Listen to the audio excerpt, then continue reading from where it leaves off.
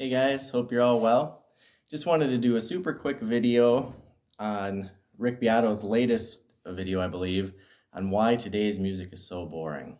Um, just an incredible video, exactly what I wanted to see. He's just the right guy to do it. Extremely expressive video, eloquent. He goes into the difference between today's music and what came before.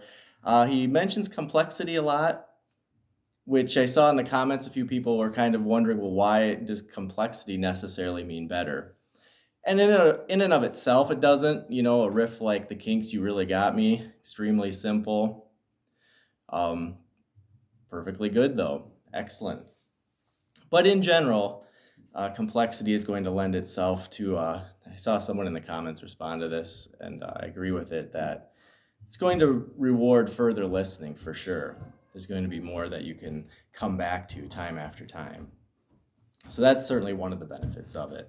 And of course, if you get too simple, well, you're left with basically nothing, which is what a lot of this extremely minimalist music is.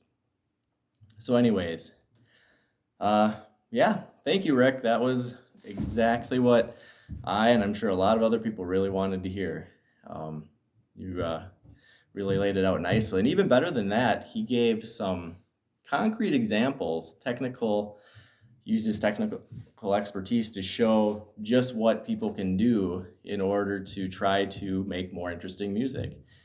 Not just riding the pentatonic scale all the time, mixing in chromatic shifts, things like that. And yeah, getting out of that pentatonic scale. Trying different tunings, all sorts of different things that people should be playing with.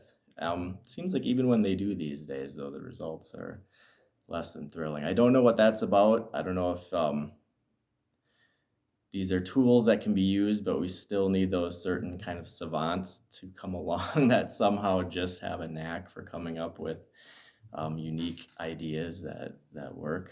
But yeah, excellent video, fantastic. So maybe the zeitgeist is moving a little bit more in that direction. It seemed like there's always been people complaining about how new music is awful.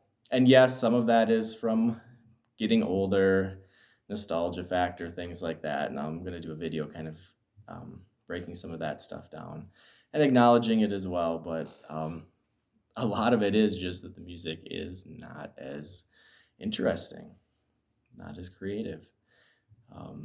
So it's nice to see him going way out of his way to acknowledge that. He's mentioned things like that, of course, before. Another great YouTube podcast that I saw that was along the same lines was the recent one from the guys at Your Favorite Band Sucks. They did one on Guiltless Pleasures, and they were comparing some of these very old pop songs and to today's pop songs, today's music, and just showing how much more melody there was in it. There was a comment about Cyndi Lauper's Girls Just Want to Have Fun, how there's 6 different melodies going on in there during the solo. It might be a little hyperbolic, but yeah, which once again rewards those repeat listens.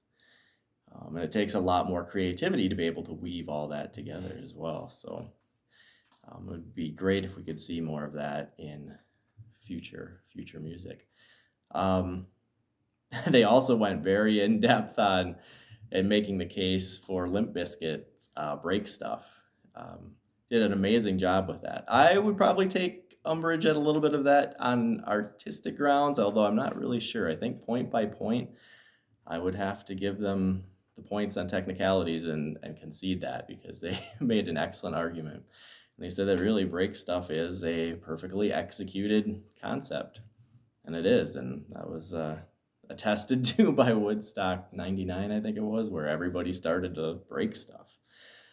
It did what it said on the tin. So that was very fun to listen to. So yeah, more and more people acknowledging that, yeah, just because something has some nice production tricks, some ambiance to it, some, maybe there's complexity in these certain layering of sounds, but what are the actual melodies? What is the actual idea? So yeah, hopefully if enough people shout about that, the record labels will hear it, and yeah, not a lot of confidence there, but who knows?